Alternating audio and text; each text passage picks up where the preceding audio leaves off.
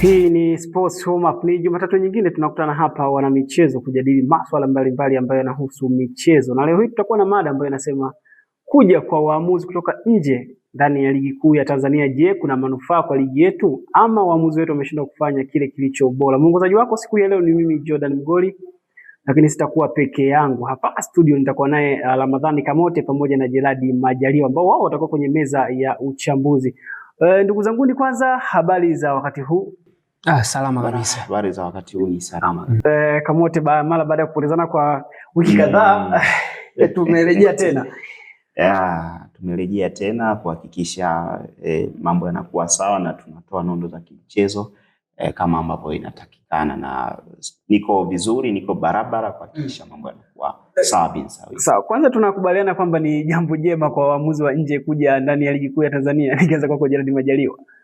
Kwa afya ya mpira wa Tanzania sio jambo jema, lakini kwa mtazamo wa kwamba waamuzi waje kujifunza zaidi, wapate elimu, ni jambo jema, lakini kwa taswira nzima ya afya ya mpira wa Tanzania sio jambo jema hata kidogo. Kwako Kamote, ni jambo jema waamuzi kutoka nje kuja kuchezesha ligi ya Tanzania? Ni jambo jema kwa mtazamo wa virabu na mtazamo wa wapenda soka, lakini katika mtazamo wa kwa improve waamuzi wetu sio jambo jema hata kidogo, sababu kama tuna waamuzi na tuna vyama vya waamuzi ambavyo vinawapika, kwa nini tusiwaamini katika mechi kubwa ambazo ndio zinawapa platform wao kutambulika na hata kafu kuweza kuwaita? Mfano mzuri ni Ahmed Alajiga. Kupitia hizi mechi kubwa ndio kigezo ambacho kilimfanya kwenye michuano tele ya Chani iliyopita alikuwepo jina lake na alichezesha baadhi ya game pale nchini Kenya. Kwa hiyo kwangu mimi katika mtazamo wa vilabu na mashabiki ni vizuri na hata waamuzi wetu watajifunza, lakini kwenye taswira ya soka nchini na daraja la waamuzi tunakuwa hatufanyi kitu bora, kwa sababu tutakuwa tukiishia kuwaita waamuzi bora kutoka nje. Je, sisi tutatengeneza waamuzi bora? Ni swali ambalo tunatakiwa kujiuliza, na kwangu mimi kwa upande wao inakuwa sio sahihi. Waamuzi kutoka nje wamekuwa wanakuja tu kwenye mechi za Simba pamoja na Young Africans, mechi za dabi, lakini mechi zingine huwezi ukawaona. Pressure ya hizi mechi ndio ambao zinasababisha, na inatoa tafsiri gani kwamba waamuzi wetu hawawezi kuhandle hizi pressure? Jeradi Majaliwa.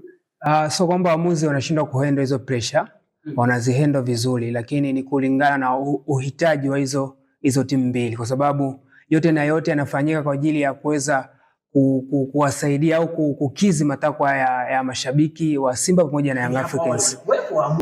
Na walikuwa wanafanya vizuri, lakini nadhani kuna kitu labda kinaweza ikawa kimepungua kwa waamuzi hao. Kuna baadhi ya makosa ambayo yamekuwa yakifanyika, kimsingi ukija ukifikiria na kutuliza kwa akili ya kawaida unakuja unaona waamuzi kuna kitu wanakosa. Licha ya mashabiki kuwa na uhitaji mkubwa wa kuwapata waamuzi ambao watakuja kuchezesha kwa haki ili matokeo yapatikane vizuri, kuna sehemu chama cha waamuzi kinahitaji kuweza kuwapiga msasa zaidi waamuzi ili waweze kufanya vizuri, kwa sababu kuwaleta waamuzi kutoka nje ya Tanzania na kuja kuchezesha mechi hizi mbili, ina maana kwamba mechi hizo mbili ndo zinakuwa na kelele kubwa, zinakuwa na matatizo hizo mechi mbili. Mechi nyingine waamuzi hao wanazimaintain na inakuwa kile kitu kinakuwa vizuri. Kwa hiyo changamoto ipo kuhandle mechi hizo kubwa kwa maana ya Simba pamoja na Yanga, lakini awali walikuwa wanafanya vizuri, lakini nadhani kuna kitu kidogo tu wamemiss up kidogo tu ambacho chama cha waamuzi wakifanyia kazi, nadhani kila kitu kitakuwa vizuri. Ukifanyia kazi kwa namna ipi? Kwa kuweza kuwapa waamuzi semina nzuri, elimu ambayo ni ya kimaadili kulingana na kazi yao. Pia posho izingatiwe. Unajua mwamuzi kama anapewa fedha ya kutosha na kaeni, kwa maana kwa sababu inatambuka kwamba apewe mishahara, ni posho kulingana na kazi anayoifanya.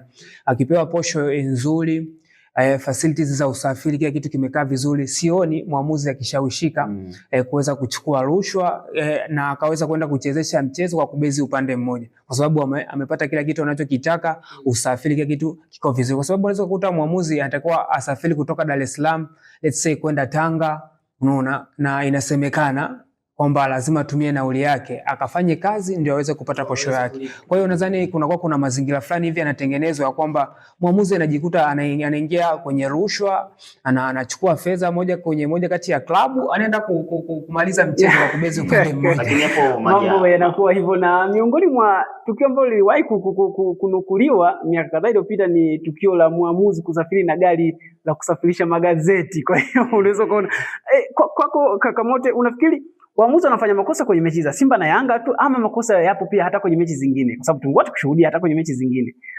Na kwa nini sasa kwenye mechi za Simba na Yanga tu ndio ambao waamuzi wanakuwa wanatoka nje, ama imani imepungua kwa waamuzi wetu wa ndani?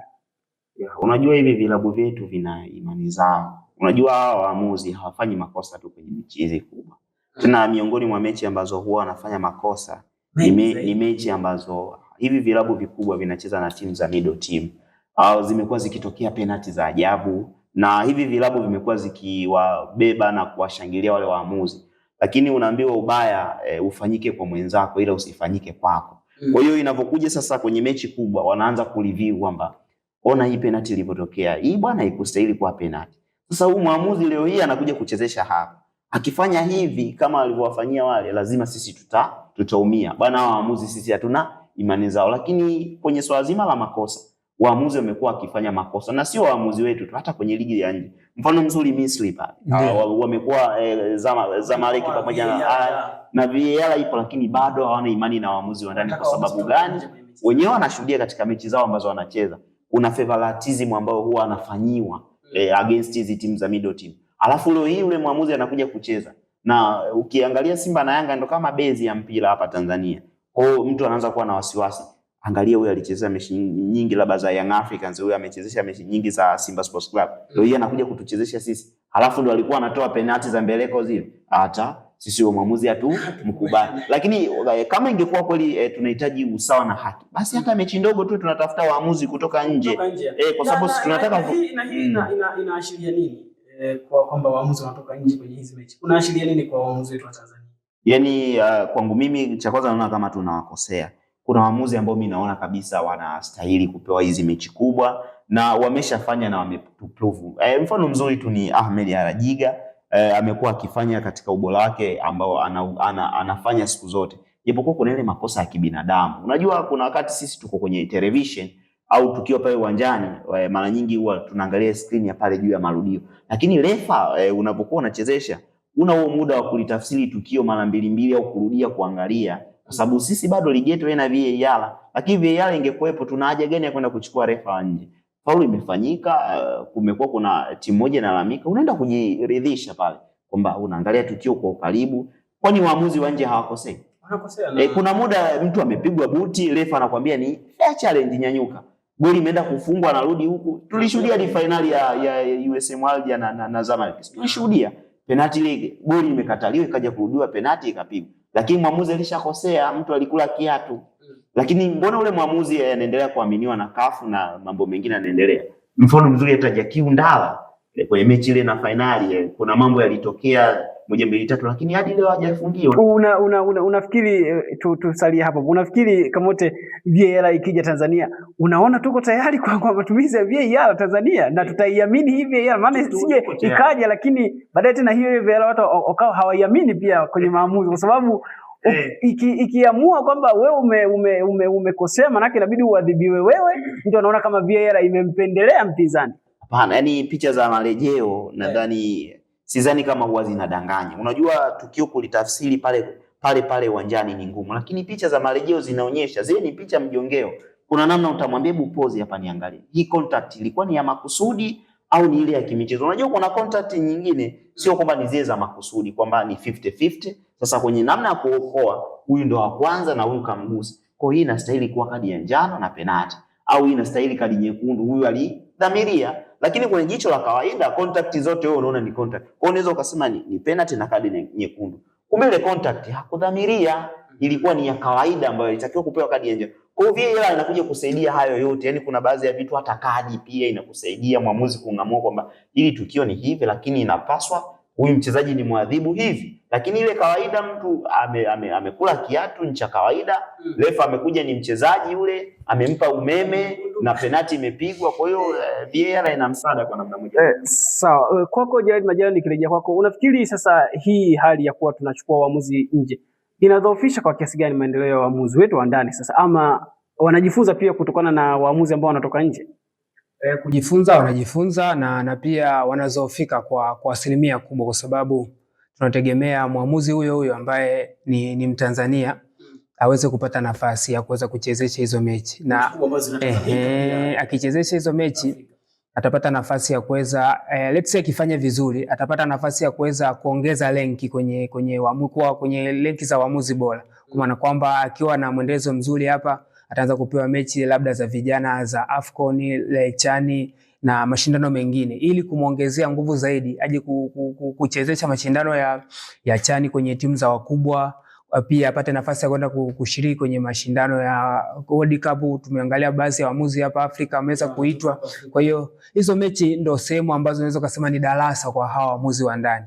Pia kipato, kwa sababu asipochezesha wewe mwamuzi ambaye ni wa ndani wakaja kuchezesha waamuzi wa nje, waamuzi wa ndani wanakosa kipato, wanakosa kazi, kwa sababu hiyo ndo kazi yao ambao inawapa mikono yao kwenda kinywani. Kwa hiyo wanakosa kipato na pia wanakosa darasa la kuendelea kujifunza zaidi. Watajifunza ndio kupitia kwa wale waamuzi, kwa maana watajifunza kwa kutazama. Sasa atakuwa mwamuzi ajifunze kwa vitendo, aingie eneo la field afanye kazi, ajifunze zaidi. Na nikisalia hapo, unafikiri sasa tatizo ni waamuzi wetu ama tatizo ni mifumo ya kuandaa hawa waamuzi?